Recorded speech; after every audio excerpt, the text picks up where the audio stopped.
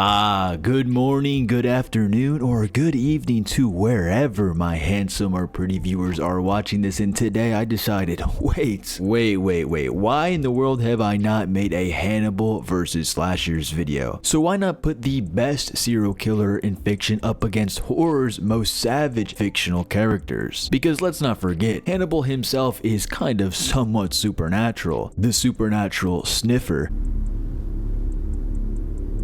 Did you just smell me? So without further ado, let's just get straight into this video. But before we even do that, let me explain the tiers for you guys. Coming in at S tier is They'd Kill Hannibal, pretty self-explanatory. Honorable battle, which means it's kind of a 50-50, so really whoever I put here could either win or lose. It's pretty tricky, which means it'll be pretty tricky for Hannibal, but eventually he'll get the job done. And easy fight is just, yeah, come on, is this a joke? Now right off the bat, we have the man, the myth, the tall giant Leatherface. Now I'm pretty sure, as all of you may know, Leatherface isn't smart. He's not strategic whatsoever. He's basically a weapon being used by his messed up family. Hannibal, on the other hand, is a walking chessboard. Like, this guy is God compared to Leatherface. This is a guy who would probably cook Leatherface's entire family into a gourmet dish and serve it back to him with a glass of red wine that's been sitting for generations in his cabinet. So what happens when brute force meets cold precision? Like, if Hannibal ends up in Leatherface's territory, I mean, yeah, things could get ugly pretty quickly because that's his territory and he knows his way around his house. And that chainsaw that Leatherface wields is not just for show whatsoever either. Now, one slip up, one wrong step, and it's completely over for our goat Hannibal. But here's the thing,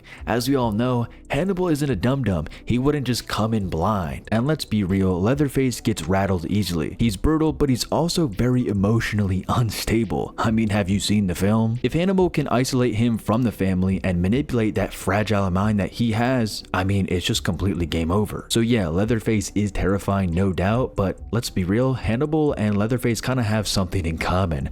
They're both cannibals. So for Leatherface, honestly, I would say it's pretty tricky because he does have a huge family and he is a pretty tall man with a chainsaw. So it's not going to be easy whatsoever, but yes, I do have Hannibal winning. And next we have Artie the Clowny. So for those of you who don't know, because every time I seem to make a video with Art the Clown, there's always that one guy in the comments that's like, Art the Clown is a demon and he's also immortal, so he can't be killed by a normal human dude. What the frick, man? That's why I use human Art the Clown. Then there's also people who proceed to say, dude, there's no such thing as a human Art the Clown. In the first movie, Art the Clown was human up until he died in the final scene. Then he was resurrected. That's when he became immortal. It's confirmed by Damien Leone himself, the maker of the franchise. So with that out of the way, how would human Art versus Hannibal go down? Well, I mean, as we've seen in the first Terrifier movie, this guy is a full-blown psycho, no doubt. But I mean, he doesn't possess really any good hand-to-hand combat skills whatsoever, or even good planning skills, or he honestly doesn't even have a brain at all. He just goes in and just rips through people.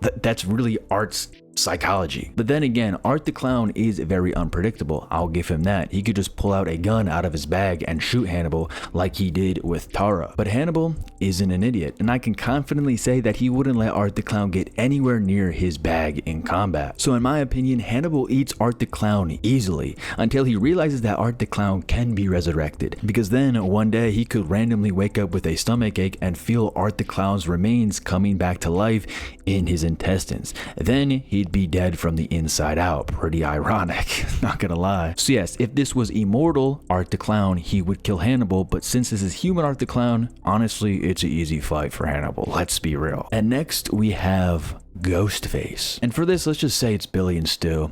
Why not? And honestly, this one's not even fair at all. Compared to the heavy hitters I have on this list like Freddy, Jason, or even Leatherface, Ghostface is basically the junior varsity of horror killers.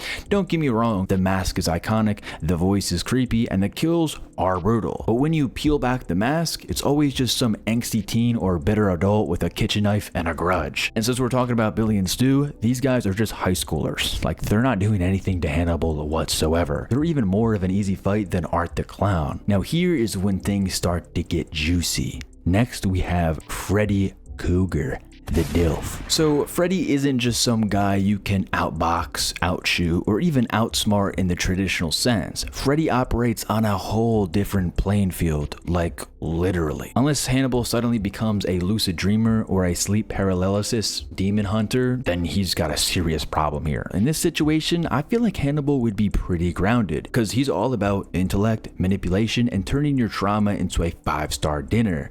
But then again, Freddy will take that trauma and remix it into a nightmare and have you reliving your worst moment on a loop while he laughs in your face and slices you into ribbons. So how would Hannibal even prepare for that? I mean, he does understand the human mind on a deep level, right? He's a therapist, and maybe even deeper than Freddy in some ways. But once Freddy pulls him into the dream world, all of that elegance and sophistication doesn't really mean much. You're in Freddy's sandbox now. But here's the twist.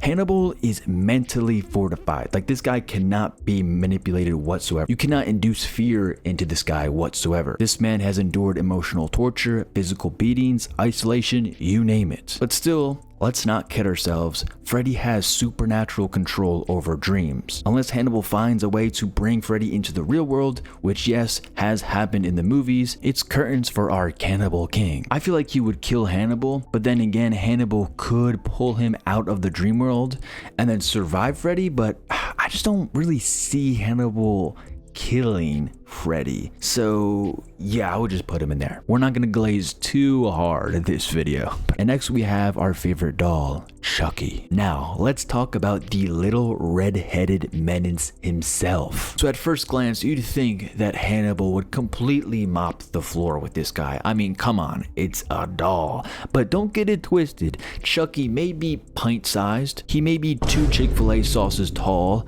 but I mean, he's got that voodoo magic, and also the kind of foul mouth that would even make Hannibal raise an eyebrow. Now, if we're talking about base Chucky, like with no upgrades, no multiple bodies, just OG Charles Lee Ray trapped in a good guy doll, then yeah, I feel like Hannibal could handle that. Chucky's main advantage is catching people off guard. Like, he relies on people underestimating him, and honestly, who wouldn't? But Hannibal, he's way too perceptive for that. The man sees through facades for breakfast. Like, that's also his supernatural gift in the TV show. So the second Chucky tries to act like an innocent toy on Hannibal's shelf, Hannibal's already like, yeah, you're not fooling me, little man. And the moment that Chucky makes a move, Hannibal probably already has a fireplace lit and a carving knife ready. But if we're talking about later versions of Chucky, like where he can body hop and duplicate himself, then things get dicey. And I'm not gonna lie, Hannibal is not built for fighting an entire army of voodoo dolls jumping out of every shadow. I'll put him in honorable battle, just because it could be 50-50. And here's where the fun begins. Michael Myers. For this one, we'll use the original Michael Myers from Halloween 1978, which is the best horror film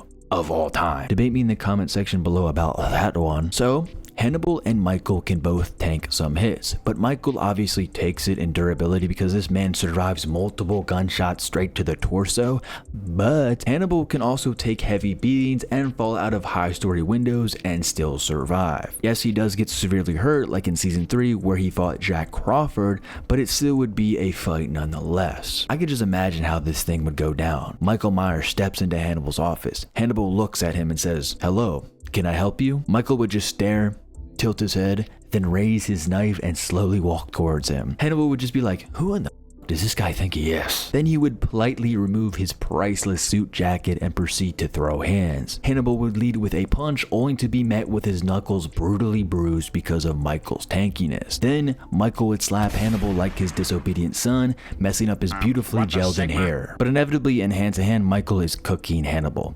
But still, I do think Hannibal is holding his own nonetheless. This could be an honorable battle because if we really think about it, Hannibal is also a survivor. It's pretty easy to outrun Myers in a real-world scenario, like he's a literal snail. So for this, I'll put him above Chucky. And last but not least, we have Jason Voorhees. Now here's where stuff gets really tricky for Goatable. Now Jason isn't like Michael, he's more durable and more powerful. Like, this guy punches through walls, breaks down doors, and sends people flying through the air. And he wasn't even a zombie in part 4 or part 3. So how could Hannibal go up against Deadpool's father? Well, I'd say that he'd have more of a chance than any other serial killer, not gonna lie. Now, as I've already been saying this entire video, Hannibal is not an idiot. And when it comes to Jason, I'm pretty sure he'd size him up and be like, Yeah, no way in hell I'm beating this guy. So he would have to do what Hannibal does best, bait and then trap. But Hannibal would have to fight on Jason's turf because bro doesn't leave. And Jason knows his land to a T. Like, you're not outsmarting him on his turf. But then again, this is Hannibal we're talking about, not just some random guy. He could easily adapt to the terrain and eventually trap Jason back into the water. I'm not gonna lie, he's gonna kill Hannibal. 100%, no doubt in my mind. So yeah, did I cook or was it too much glazing?